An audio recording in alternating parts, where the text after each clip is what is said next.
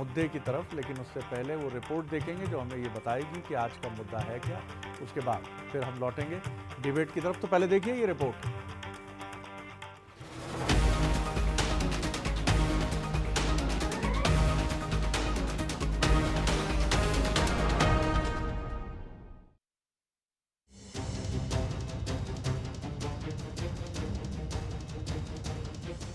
ये तस्वीरें लोकतंत्र के महापर्व की हैं, जो मध्य प्रदेश में 4 चरणों के साथ 13 मई को खत्म हो चुका है। राजनीतिक दलों और नेताओं ने चुनावी परीक्षा पूरी कर ली है। अब 4 जून के नतीजों का सभी को इंतजार है, क्योंकि 4 जून को चुनावी परीक्षा का परिणाम आने वाला है और ये परिणाम नेताओं के भविष्य की दशा और दिशा दोनों तय करेगा। तभी तो नतीजों को लेकर दिल की धड़कनें दोनों तरफ बढ़ और घट रही हैं। नतीजों के बाद हो सकता है मोहन कैबिनेट का विस्तार। अच्छा प्रदर्शन विधायकों को बना सकता है मंत्री। खराब प्रदर्शन पर गंवानी पड़ सकती है कुर्सी। कई मंत्रियों के विधानसभा क्षेत्रों में कम वोटिंग ने बढ़ाई चिंता। शाह ने दी थी कम मतदान पर हटाने की चेतावनी। बीजेपी के कई दिग्गजों का भी भविष्य तय करेंगे नतीजे। सिंधिया, शिवराज, वीडी शर्मा पर पड़ेगा नतीजों का असर। कांग्रेस में भी 4 जून के बाद होंगे संगठनात्मक बदलाव। जीतू पटवारी कह चुके हैं संगठन में बदलाव की बात। बेहतर काम करने वालों को मिलेगी बड़ी जिम्मेदारी। दिग्विजय, कमलनाथ, भूरिया का भी तय होगा भविष्य। क्षेत्र में मिली जीत तो केंद्रीय राजनीति में बढ़ेगा कदम। नतीजों के नेताजी के भविष्य से जुड़े होने के सवाल पर बीजेपी संगठन का राग गा रही है, तो कांग्रेस भी अपनी बात छोड़कर बीजेपी का हिसाब बता रही है। भारतीय जनता पार्टी का अपना एक सिस्टम है, पैटर्न है काम करने का। किसी एक चुनाव के आधार पर कोई निर्णय नहीं होता है। यहाँ संगठन की एक पद्धति है, एक परंपरा है और उसके आधार पर संगठन काम करता है, सरकार काम करती है। उससे भारतीय जनता पार्टी तो चूंकि पूरी तरह से सारे मिशन में असफल हो गई है। उनका 370 वोट का अभियान फेल हो गया। उनकी जो है मैराथन बैठकें फेल हो गई। उनका जो है मंत्रियों के द्वारा महिलाओं के वोट प्रतिशत बढ़ाने का भी काम फेल हो गया। सब फेल हो गया उनका। जब फेल हो गया तो अब उसका परिणाम सामने दिखना चाहिए। मंत्रिमंडल खाली हो जाएगा पूरा। कोई भी परीक्षा, उसके नतीजों से इम्तिहान देने वालों का मुस्तकबिल यानी भविष्य जुड़ा होता है। अगर परीक्षा राजनीतिक लोगों से जुड़ी हो और मामला चुनाव का, तो फिर तो बात नेक्स्ट लेवल तक पहुंच ही जाती है। नेताजी चुनावी परीक्षा में खून पसीना बहा चुके हैं। अब सभी को नतीजों का बेसब्री से इंतजार है। नतीजे बेहतर आए तो प्रमोशन और बड़ी जिम्मेदारी की खुशखबरी मिलेगी। रिजल्ट अच्छा नहीं हुआ तो डिमोशन की तलवार भी चलेगी। कभी है ढेरों खुशियां तो कभी गम बेहिसाब हैं। इम्तिहानों से भरी है जिंदगी, इसीलिए लाजवाब है। नमस्कार, आज का मुद्दा में आपका बहुत बहुत स्वागत है और आज का मुद्दा है नतीजे तय करेंगे नेताजी का भविष्य। निश्चित तौर पे नतीजों का जो सबसे दिलचस्प रोमांच है वो यही है कि नतीजे चाहे अच्छे हों या चाहे अच्छे ना हों, दोनों स्थितियों में वो सिखाते हैं। अब ये अलग बात है कि नतीजे अच्छे होते हैं तो सीखने का रेशियो डाउन हो जाता है और नतीजे अच्छे नहीं होते हैं तो सीखने का रेशियो बढ़ता है और एक जोखिम भी रहता है जिसको आप कहते हैं डिप्रेशन में जाने का। यानी सीखना वगैरह तो सब गया तेल लेने, आप खुद ही निराशा में डूब जाते हैं। ये दोनों ही चीज़ें बताती हैं साइड इफेक्ट जीत के भी और सफल ना हो पाने। मध्य प्रदेश में बड़ी दिलचस्प बात है कि 4 जून के बाद मध्य प्रदेश की बीजेपी और कांग्रेस की राजनीति पर हम इन नतीजों का एक इम्पैक्ट भी देखेंगे। और ये एक प्रोसेस भी थी क्योंकि बीते 6 महीने से ये प्रदेश चुनाव में ही लगा। दिसंबर में सरकार बनती है और जनवरी से लोकसभा चुनाव की तैयारियां शुरू हो जाती हैं। तो आप ये समझ सकते हैं कि इन 6 महीनों में दोनों ही पार्टियों ने अपनी ओवरहॉलिंग और सर्विसिंग नहीं की है। उनके पास जो था, जैसा था, उसी का बेहतर उपयोग करके उन्होंने चुनाव लड़ने की कोशिश की है। तो तय मानिए 4 जून का नतीजों का भी लुत्फ लीजिए और उसके साथ ये भी तय मानिए कि मध्य प्रदेश की राजनीति एक अलग लेवल पे बीजेपी और कांग्रेस की नजर आई। पहले बंसल न्यूज़ के सुलगते हुए सवाल। पहला सवाल, क्या 4 जून को आने वाले नतीजे नेताओं की मेहनत को साबित कर पाएंगे? सवाल नंबर 2, क्या लोकसभा चुनाव प्रदेश के बीजेपी नेताओं की अग्नि परीक्षा है? सवाल नंबर 3, चुनाव के नतीजे क्या प्रदेश के कांग्रेस नेताओं को संजीवनी दे पाएंगे?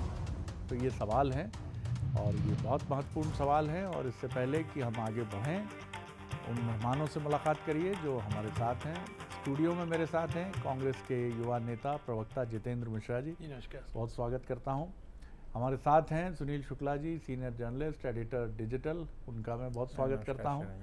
और साथ ही पंकज चतुर्वेदी जी हमारे साथ जुड़ रहे हैं, बीजेपी के प्रवक्ता हैं और मोटिवेशनल स्पीकर और राइटर भी हैं। बहुत स्वागत है आपका। सुनील जी, सबसे पहले मैं आपकी तरफ आता हूं, कैसे आप देख रहे हैं, क्योंकि प्रदेश अध्यक्ष का कार्यकाल पूरा हो रहा है, राष्ट्रीय भी बीजेपी की अगर मैं बात करूं और मध्य प्रदेश में भी। शिवराज जी के लिए मोदी जी पहले ही कह चुके हैं दिल्ली साथ काम करेंगे अब हम, और इसी तरह जीतू पटवारी जी भी अपनी संगठनात्मक टीम और किसको पुरस्कृत करना है, कहाँ किसको खींचना है, दोनों पार्टियों में ये दौर चलेगा। कैसे देखते हैं आप?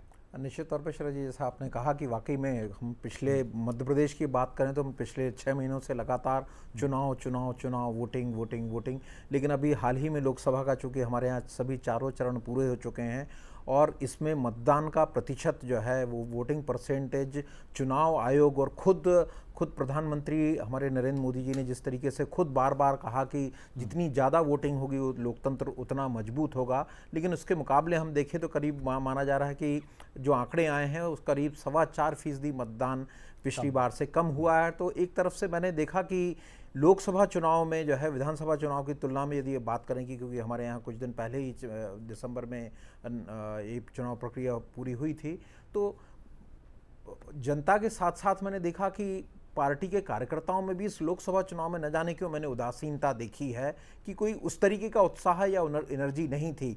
लेकिन इसके बाद में जिस तरीके से पहले 2 चरणों के चुनाव के जो वोटिंग के नतीजे, उसके बाद हमारे केंद्रीय गृह मंत्री अमित शाह ने जिस तरीके से यहाँ भोपाल में एक मीटिंग में कहा था कि भाई अब अगले चरणों में यदि जिनमें जहाँ मतदान का प्रतिशत कम रहता है तो वहाँ के जो भी सरकार में मंत्री हैं या जो भी पदाधिकारी हैं उनको अपना पद से हाथ गंवाना पड़ सकता है और जिनके यहाँ जो वोटिंग परसेंटेज बढ़ेगा तो उनको पुरस्कृत भी किया जाएगा। तो मुझे लगता है कि एक तरीके से मैं देखता हूँ कि कोई भी मैच होता है, यदि फुटबॉल हॉकी का कहें तो वो जो क्रुशल स्थिति होती है तो वो कोच जैसे अपना एक मोटिवेशन बढ़ाने के लिए बोलता है। तो मुझे लगता है कि वो कहीं ना कहीं वो एक्सरसाइज थी, लेकिन उसका एक घबराहट भरा संदेश जो है वो बीजेपी में गया और मुझे लगता है कि ये दोनों ही पार्टियों के लिए ये एक चिंता का विषय है।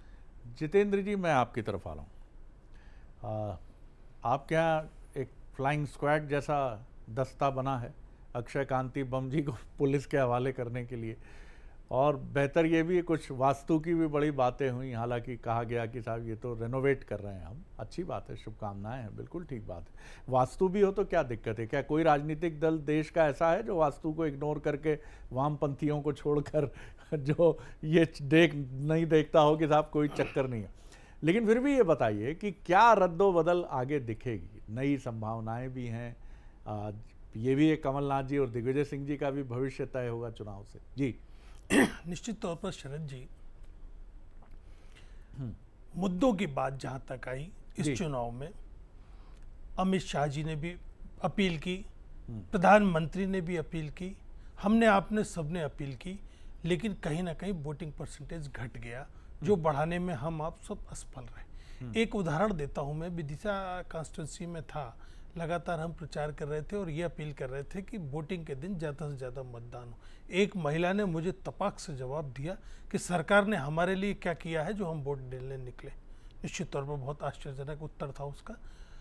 आज जिस तरीके से अमित शाह जी ने एक बात की कि अगर वोटिंग परसेंटेज कम होगा तो कार्रवाई की जाएगी, 370 वोट हर बूथ पर बढ़ाने की बात भी अमित शाह जी ने की थी और उसको लेकर निर्देश भी जारी किए थे। आज भारतीय जनता पार्टी के प्रवक्ता का बयान सुन रहा था, उसमें आप देखिए कि उन्होंने कहा कि हमारा चुनाव से परिणामों से कोई फर्क नहीं पड़ता है।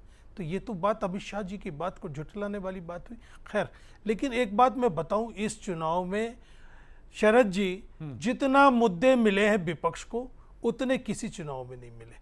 2014 में हमने आपको परखने के लिए वोट दिया, 2019 राम मंदिर के प्रकाश में चुनाव हो गया।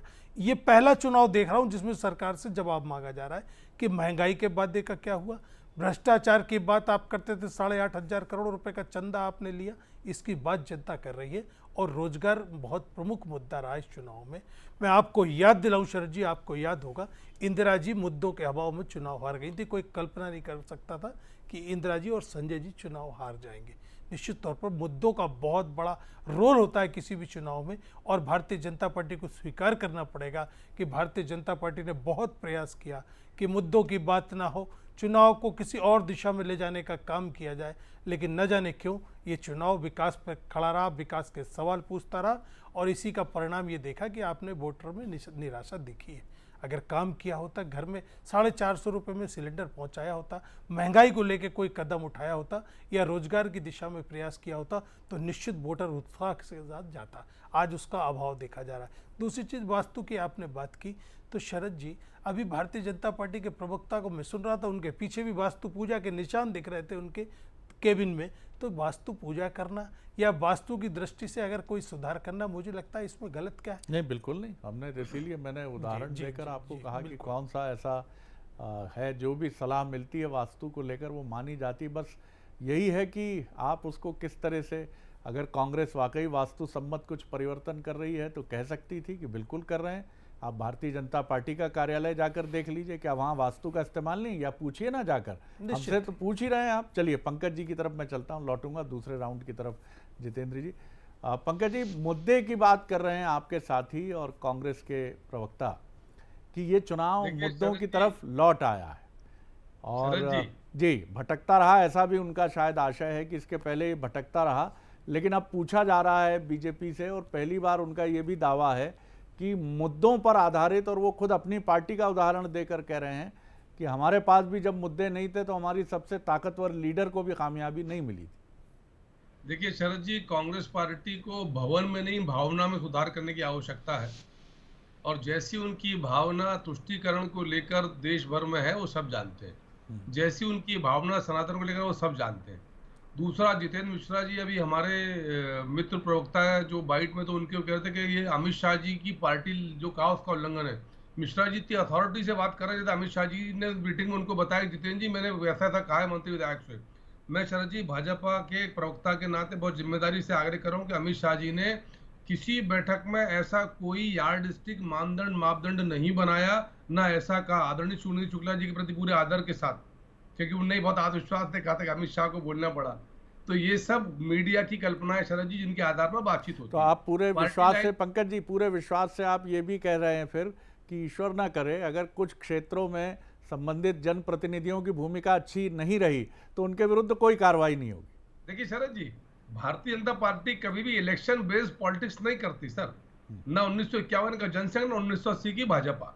भारतीय जनता पार्टी विषय के आधार पर राजनीति करती है, और भारतीय जनता पार्टी की राजनीति का मूल उद्देश्य है मां भारती का परम वैभव, और जिस प्रकार विकास के नित्य नए मानव को प्रतिमान हमने पिछले 10 साल में स्थापित किया। सर अनुशासन में भी आपकी पार्टी बहुत आगे है जी।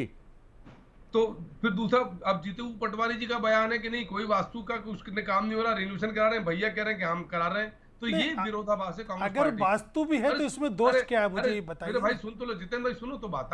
आपने कहा ना पार्टी लाइन, कैसे बोलो। पटवारी जी का बयान बड़े अखबार में, उन्होंने कहा नहीं कोई वास्तु नहीं करा रहा है।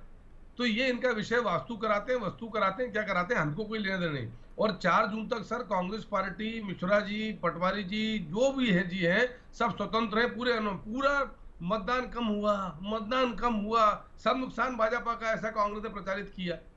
अरे भाई 4 जून की प्रतीक्षा करो, परिणाम आने दो। हमने अभी 6 महीने पहले इसी विधानसभा चुनाव में देखा है, इनके पार्टी के कांग्रेस के लोगों ने सर जी मंत्रिमंडल बांट दिया, निगम मंडल सब तय हो गए थे, सब तैयार थे। मीडिया का एक बड़ा वर्ग भी आदर के साथ तैयार था कि भाई साहब गए इस बार तो छत्तीसगढ़ रिपीट हो रहा है, राजस्थान बहुत टफ फाइट है, मध्य प्रदेश तो गए, और एक नारा कहते थे शिवराज जी के लिए कि गए वो तो वो सब हमने इसी मध्य प्रदेश में देखा है। शरद जी, भारतीय जनता पार्टी मुद्दों की बात करती है, हमने विकास पे बात करी और प्रधानमंत्री जी ने स्पष्ट कहा कि यदि मुसलमान के नाम पर राजनीति करोगे तो आपका काला चेहरा जनता को बताना पड़ेगा।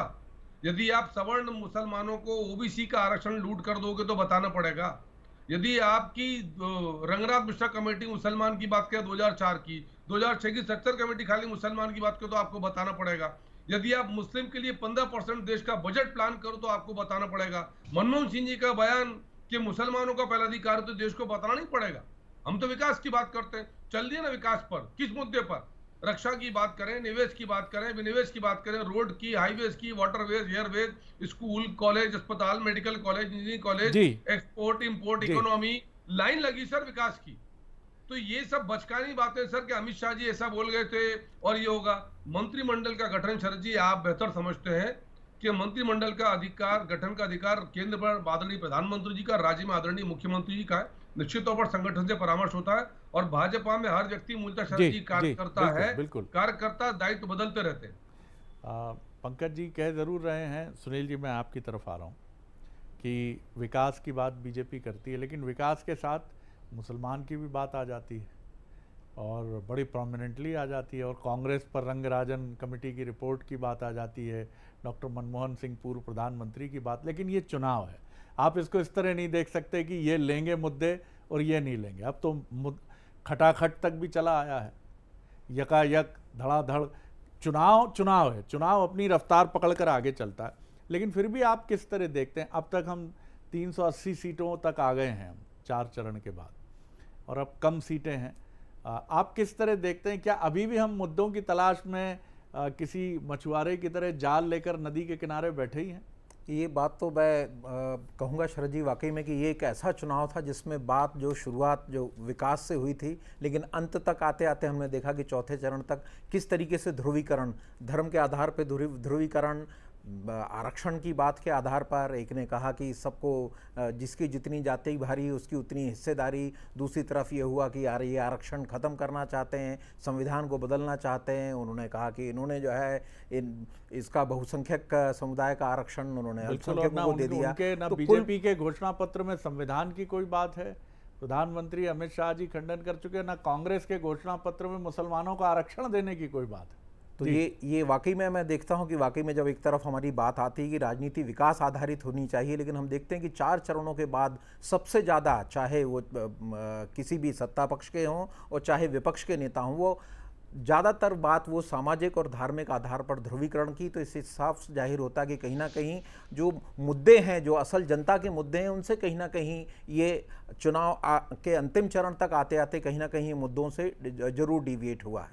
जी जितेंद्र जी, जैसा मैंने कहा कि राहुल गांधी जी जो हैं वो ये कह रहे थे कि मैं प्रधानमंत्री से जो चाहे वो बुलवा सकता हूँ। अब ये बताता है कि हमारे पास, ऐसा नहीं कि मैं राहुल जी की बात करूँगा, बीजेपी की भी लीडरशिप की तरफ में आऊँगा तो कई बार ऐसा लगता है कि उनकी तरफ से भी यही बात हो रही है कि आप किधर जा रहे हैं, आप किन भाषा का, किन एडजेक्टिव्स का यूज़ कर रहे हैं। वो अपमानजनक भले ही ना हो, लेकिन क्या उसमें मुद्दा है? अब राहुल जी का ये कहना है कि मैं प्राइम मिनिस्टर से जो चाहे मैं बुलवा लेता हूँ। अभी मैंने खटाखट की जगह, हालांकि ठकाठक बोल गए वो, कि खटाखट मैंने ठकाठक बुलवा लिया उनसे, मैं जो चाहे बुलवा सकता हूँ। ये बताता है कि व्यक्तिगत कटाक्ष, एक दूसरे पर व्यक्तिगत हमले, ये 2019 के बाद भारतीय राजनीति का एक बड़ा लहूलुहान कर देने वाला पक्ष बन गया।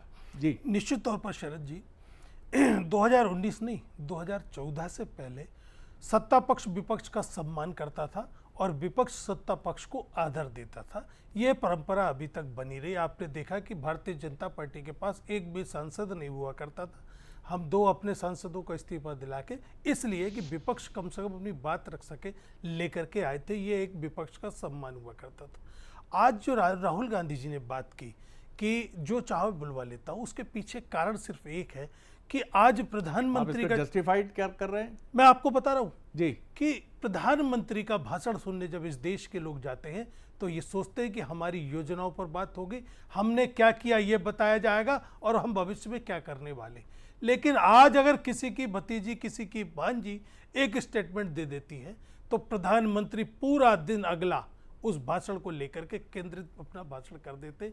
ये गिरावट हुई है राजनीति के स्तर पर।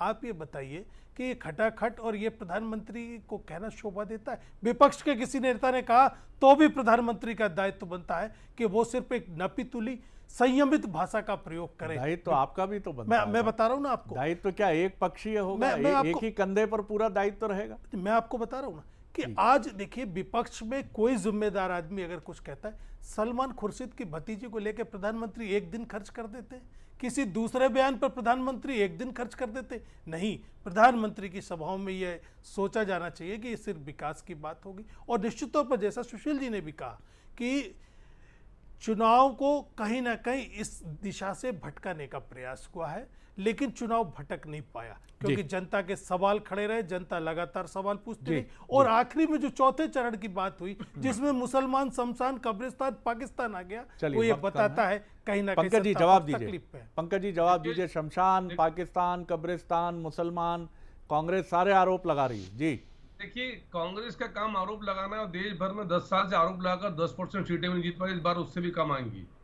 मैं इतना निवेदन कर रहा हूं शरद जी कि यदि कांग्रेस पार्टी की कोई पढ़ी लिखी नेता सलमान खुर्शीद जी के परिवार से वोट जिहाद की बातचीत करे तो उसका उल्लेख नहीं करेंगे शरद जी कि कहां किस दिशा में ले जा रहे हो। मैंने इसीलिए कहा था कि भवन में दोष नहीं सर, इनकी भावना दोषित में भी दोष है, दूषित भी है, उस पर काम करना, करे ना करे इनका विवेक है। दूसरा, परिणामों को लेकर 4 चरण के बाद 380 सीटों के चुनाव के बाद अमित शाह जी का बयान सबके सामने है कि जो 272 मेजोरिटी मार्क है वो भारतीय जनता पार्टी और सहयोगी टीम हमारी एनडीए इन 380 प्राप्त कर चुका है। और कांग्रेस कह रही था परसेंटेज कम है, बड़ी मुश्किल है, ये नहीं इन मतदाता निकला। वो एक सज्जन जो कांग्रेस के बाइट दे रहे थे भाई साहब, वो कह रहे थे कि सब फेल है, कांग्रेस पहले ही सब कर दिया, खुद का पता नहीं पास होने का, दूसरे को फेल कर दिया। सर, कांग्रेस पार्टी किसी भ्रम का शिकार है, एक लंबे समय से अभी भी है। और जो शालीनता का दायित्व है, राहुल गांधी जी की दादी जी ने कहा था 70 में सर गरीबी हटाएंगे, आज 24 में भी सर राहुल गांधी जी गरीबी की बात कर रहे हैं और फिर खटाखट की बात कर रहे हैं। और उनको ये ध्यान नहीं कि खटाखट के ठकाठक क्या बोला था, ऐसी उनकी तो स्मृति है सर। जी जी, चलिए। लेकिन महत्वपूर्ण सवाल ये भी है जो मैं आप सबके सामने छोड़कर जा रहा हूँ कि आखिर ऐसा नहीं है कि लूज टॉक बीजेपी की तरफ से नहीं होती है, लेकिन वो लूज टॉक ऐसी होती है कि बीजेपी कैन मैनेज इट, चाहे वो संविधान बदलने की तथाकथित बात हो जो कुछ नेताओं की तरफ से, कोई प्रोमिनेंट लीडर्स की तरफ से नहीं आई, लेकिन आई बात, ये बात थी 3-4 नेताओं की तरफ से ये बात आई। लेकिन अगर बात आती है कांग्रेस की या इंडी गठबंधन की तो स्टालिन मुसीबत पैदा कर देते हैं सनातन को लेकर। फिर कहीं से निकल कर आ जाते हैं सैम पित्रोदा जो विरासत कर की बात कर जाके चुनौती दे देते हैं। फिर रही सही कसर मणिशंकर अय्यर जी पूरी कर देते हैं कि एटम बम है, पाकिस्तान का सम्मान करिए। और फिर सलमान खुर्शीद का मसला आ जाता है, जिनके भी तथाकथित बयान पहले कि हिंदू जिहादी और हिंदू आतंकवाद की बात हो जाती। कांग्रेस क्यों ढोती है इन लोगों को, चाहे वो उसके गठबंधन के एलाइज हों या फिर उसके अपने नेता हों। बीजेपी इन सारी चीज़ों से बचकर निकल जाती है, कांग्रेस क्यों उलझ जाती है। राम मंदिर अगर राहुल गांधी चले जाते, जैसे वो महाकाल मंदिर में जाते हैं, तो क्या आज ये इतना बड़ा विषय बनता, क्या ये आरोप लगता, ये चीज़ें क्यों हो जाती हैं। इस मंजर पर मैं आपको छोड़कर जा रहा हूं कि आपको ये तो सोचना पड़ेगा, क्योंकि आप राजनीति में हैं। भले ही कई चीज़ें आप मन से नहीं करते हैं, लेकिन आपको दिखाना तो पड़ता है कि आप आगे तो बढ़िए। लेकिन ये चीज़ शायद कांग्रेस को कहीं ना कहीं समझनी होगी। बहुत धन्यवाद करता हूं पंकज जी आपका, बहुत धन्यवाद जितेंद्र जी, बहुत धन्यवाद सुनील जी। और इसी के साथ अब हम बढ़ेंगे समापन की तरफ आज का मुद्दा के, और अब चलेंगे छत्तीसगढ़ आज का मुद्दा की तरफ, जहां पोस्टर बना हथियार, जारी है सियासी वार सहयोगी साक्षी के साथ। नमस्कार।